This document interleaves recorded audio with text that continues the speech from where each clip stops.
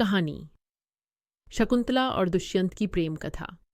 यह कहानी महाभारत के आदि पर्व से है और महान कवि कालिदास के नाटक अभिज्ञान शाकुंतलम का आधार है। यह प्रेम, वियोग और पुनर्मिलन की एक क्लासिक कहानी है। विश्वामित्र, अर्षि और अप्सरा मेनका की पुत्री शकुंतला का पालन पोषण महर्षि कण्व के आश्रम में हुआ था। एक बार हस्तिनापुर के राजा दुष्यंत शिकार के लिए वन में आए। वे कण्व ऋषि के आश्रम पहुंचे, जहां उनकी भेंट शकुंतला से हुई। दोनों एक दूसरे पर मोहित हो गए और उन्होंने गांधर्व विवाह कर लिया, जहां विवाह केवल आपसी सहमति से होता है, बिना किसी रस्म के। जाने से पहले दुष्यंत ने शकुंतला को अपनी पहचान के रूप में अपनी एक अंगूठी दी और वादा किया कि वह उसे अपने महल ले जाने के लिए वापस आएगा। कुछ समय बाद शकुंतला गर्भवती हुई।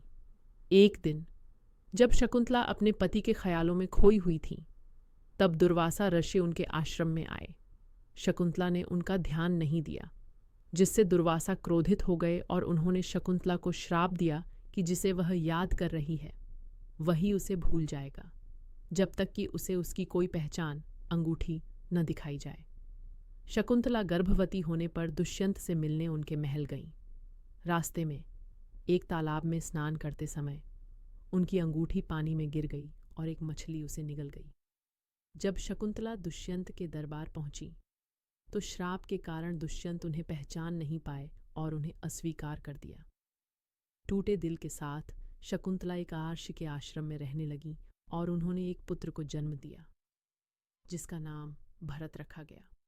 कुछ समय बाद एक मछुआरे को वही मछली मिली जिसके पेट में दुष्यंत की अंगूठी थी। मछुआरा अंगूठी राजा दुष्यंत के पास ले गया। अंगूठी देखते ही दुष्यंत को सब कुछ याद आ गया। पश्चाताप से भरकर दुष्यंत शकुंतला और अपने पुत्र भरत को खोजने निकले। कई वर्षों बाद वे भरत को एक शक्तिशाली बालक के रूप में खेलते हुए मिले और फिर शकुंतला से उनका पुनर्मिलन हुआ। भरत इतने पराक्रमी हुए कि भारत देश का नाम उन्हीं के नाम पर भारतवर्ष पड़ा। यह कहानी प्रेम, नियति और पहचान के महत्व को दर्शाती है।